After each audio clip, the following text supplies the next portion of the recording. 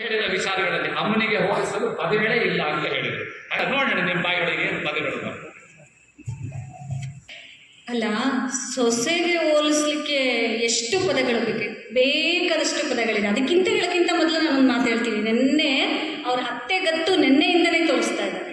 ಅವ್ರು ಹೆಂಗಪ್ಪ ಅಂದರೆ ತುತ್ತಿನ ಗತ್ತನ್ನು ನೆನ್ನೆಯಿಂದನೇ ತೋರಿಸ್ತಾ ಇದ್ದಾರೆ. ಫೇಸ್ಬುಕ್ ಅದರಲ್ಲಿ ವಾಟ್ಸಪ್ಪಲ್ಲಿ ಒಂದ್ಸರಿ ಮೆಸೇಜ್ ಹಾಕ್ತಾರೆ, ಇನ್ವಿಟೇಷನ್ ಹಾಕಿ ನಾನು ಅಲ್ಲಿ ಅತ್ತೆ ಆಗಿದ್ದೀನಿ ಅಂತ.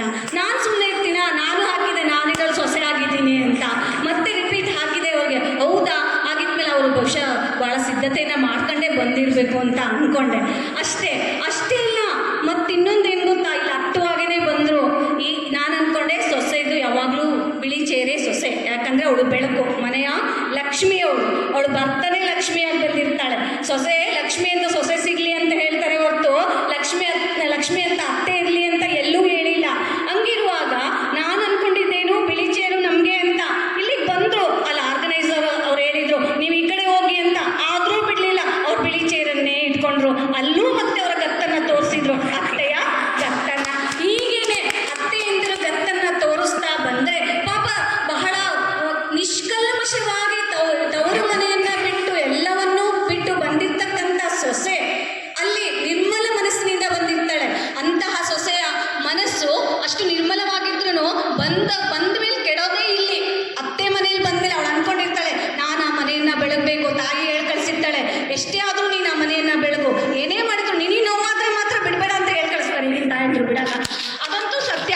ನಿನಗೆ ನೋವಾದರೆ ಯಾವ ಕಾರಣಕ್ಕೂ ನೀನು ಬಿಡಬೇಡ, ಆದರೆ ನೀನು ಆ ಮನೆಯನ್ನು ಬೆಳಗು ಅಂತ ಕಳಿಸಿರ್ತಾರೆ. ಇಲ್ಲಿ ಬೆಳಗಲಿಕ್ಕೆ ಬಂದಿರ್ತಕ್ಕಂಥ ಅತ್ತೆಗೆ ಕಲ್ಮಶ ಮನಸ್ಸಿನಿಂದ ಅವರಲ್ಲಿ ನಿಸ್ವಾರ್ಥ ಭಾವನೆ. ಅವ್ರಿಗೆ ಏನಿದ್ರು ಅವ್ರ ಮನೆ ಮಕ್ಕಳು, ಅವ್ರ ಮನೆ ಏನು ಹೆಣ್ಣು ಮಕ್ಕಳೇ ಗ್ರೇಟ್ ಆಗಿರ್ತಾರೆ, ಬಂದಿರ್ತಕ್ಕಂಥ ಸೊಸೆಯರು ಗ್ರೇಟ್ ಆಗಿರಲ್ಲ. ಬೇಕಾದ್ರೆ ನೋಡ್ರಿ, ಡೆಲಿವರಿ ಆಗಿದ್ದಾಳೆ ಮಗಳು ಅಂತಂದರೆ ಫಾರಿನಲ್ಲಿದ್ರು ಹೋಗಿ ಅವರ ಬಾಣಿತನ ಮಾಡಿ ಬರ್ತಾರೆ.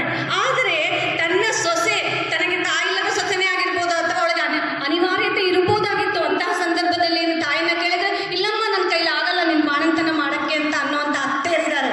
ಹೀಗೆ ಎಲ್ಲೋಡಿದ್ರು ಅತ್ತೆಂದ್ರೆ ಏನು ಮಾಡ್ತಾರೆ, ತಮ್ಮ ಗತ್ತನ್ನೇ ತೋರಿಸ್ತಾ ಬರ್ತಾ ಇದ್ದಾರೆ. ಅಷ್ಟೇ ಅಲ್ಲ, ಅವರು ಸರಸ್ವತಿಯಾಗಿ ಕೆಲಸ ಮಾಡ್ತಾಳೆ. ಮನೆಗೆ ಬಂದಿರ್ತಕ್ಕಂಥ ಸೊಸೆ ಈಗ ಹುಡುಕೋರು ಹೆಂಗೆ ಹುಡುಕ್ತಾರೆ ಗೊತ್ತಾ, ಹೆಣ್ಣು ಹುಡುಕೋರು ಸೊಸೆ ಸರಸ್ವತಿಯಾಗಿ ಬರಲಮ್ಮ, ಮನೆ ಮುಂದೆ ಮಕ್ಳಿಗೆ ಹೇಳ್ಕೊಡೋಕೆ ಬರಲಿ ಸೊಸೆರು ಅಂತ ಕೇಳ್ತಾರೆ. ಹೌದಾ, ಅತ್ತೆರೇನು ಅವಾಗೆಲ್ಲ ಈಗೇನು ಅವ್ರು ಹೇಳ್ತಾರೆ ನಾನು ಸೊಸೆ ಆಗಿದ್ದೆ, ನಾನು ಅದೆಲ್ಲ ಅದು ಹಿಂದಿನ ಕಾಲದ್ದು, ಅದು ಮುಗ್ದೋಗಿರ್ತಕ್ಕಂಥ ಕತೆ. ಮುಗ್ದೋಗಿರ್ತಕ್ಕಂಥ ಕತೆ ಅಂತ ಹೇಳ್ತಾನೆ ಇರ್ತಾರೆ, ನಾನು ಹಂಗಿದ್ದೆ, ನಾನು ಹಿಂಗಿದ್ದೆ. ನೋಡಿದವ್ರು ಯಾರೂ ಇಲ್ಲ. ಆದರೆ ಈಗ ಬಂದಿರ್ತಕ್ಕಂಥ ಸೊಸೆ ಮೇಲೆ ಅದರ ಒತ್ತಡವನ್ನು ಹಾಕ್ತೀವಿ. ನೀವು ನೋಡ್ತೀವಿ, ಎಕ್ಸಾಂಪಲ್ಗೆ ಹೇಳ್ಬೇಕಂದ್ರೆ ಮಕ್ಳಿಗೆ ಹೇಳ್ತೀವಿ ನಾನು ಅಷ್ಟು ಮಾರ್ಕ್ಸ್ ತೆಗಿತಿದ್ದೆ, ಇಷ್ಟು ಮಾರ್ಕ್ಸ್ ತೆಗಿತಿದ್ದೆ, ನೀನು ಅಷ್ಟೇ ಮಾರ್ಕ್ಸ್ ತೆಗಿಬೇಕು ಅಂತ ಹೇಳ್ತಾ ಇರ್ತಾರೆ.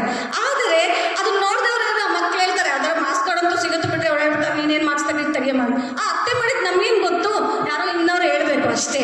ಹಂಗಿರುವಾಗ ಅತ್ತೆ ಬರೀ ತಮ್ಮದೇ ಹೇಳ್ತಾ ಇದ್ರೆ ಬದಲಾವಣೆಯ ಕಾಲ ಇದು. ಇದೆಷ್ಟೊಂದು ಬದಲಾವಣೆಯಾಗಿದೆ. ನಾನು ಈಗ 8ನೇ ಕ್ಲಾಸ್ ಓದುವಾಗ ಈ ಏರಿಯಾಗೆ ಹೋಗುವಾಗ ಇಲ್ಲಿ ಒಂದು ಮನೆ ಇರಲಿಲ್ಲ, ಅಲ್ಲೆಲ್ಲ ಒಂದು ತೋಟ ಇತ್ತು, ಮಾಮೂಲು ಬಸಪ್ಪರ ತೋಟ ಇರಬೇಕು, ಅಲ್ಲಿಂದ ಸುತ್ಕೊಂಡು ಹೋಗ್ತಾ ಇದ್ದೆ, ಎದುರ್ಕೊಂಡದ್ದು. ಎಲ್ಲ ಬದಲಾವಣೆ ಆಗಿದೆ.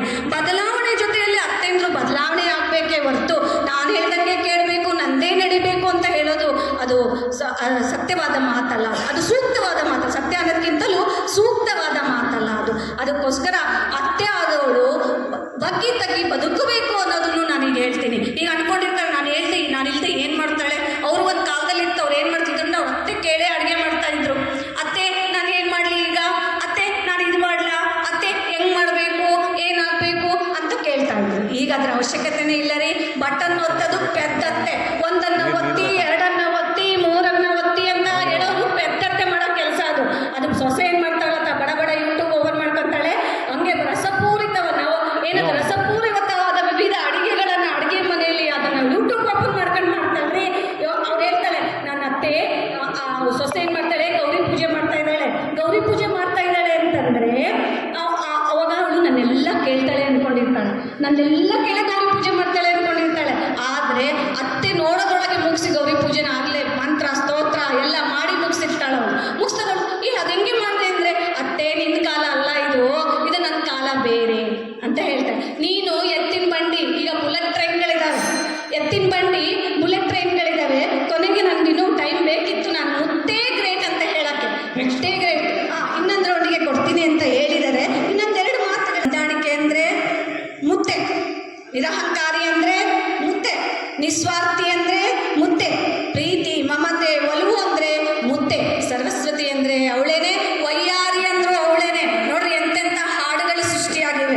ಏನಪ್ಪ ಅಂದರೆ ಯಾವುದಪ್ಪ ಅದು, ಸಿಂಗಾರ ಸಿರಿಯೇ ಅಂಗಾಲಿನಲ್ಲಿ ಬಂಗಾರ ಆಗ್ಯವ ಮಾಯೆ ಅಂತ ಹೇಳ್ತಾರೆ. ಇದೊಂದೇ ಹಾಡಲ್ಲ, ಇನ್ನು ಏನದು ಜೇನದನಿಯೋಳೆ ಮೀನ ಕಣ್ಣೋಳೆ, ಇವೆಲ್ಲ ಹಾಡುಗಳು ಹುಟ್ಕೊಳ್ಳೋದು ಆ ಮುತ್ತಿಂದ ಹೊರತು ತುತ್ತಿಂದ ಅಲ್ಲ.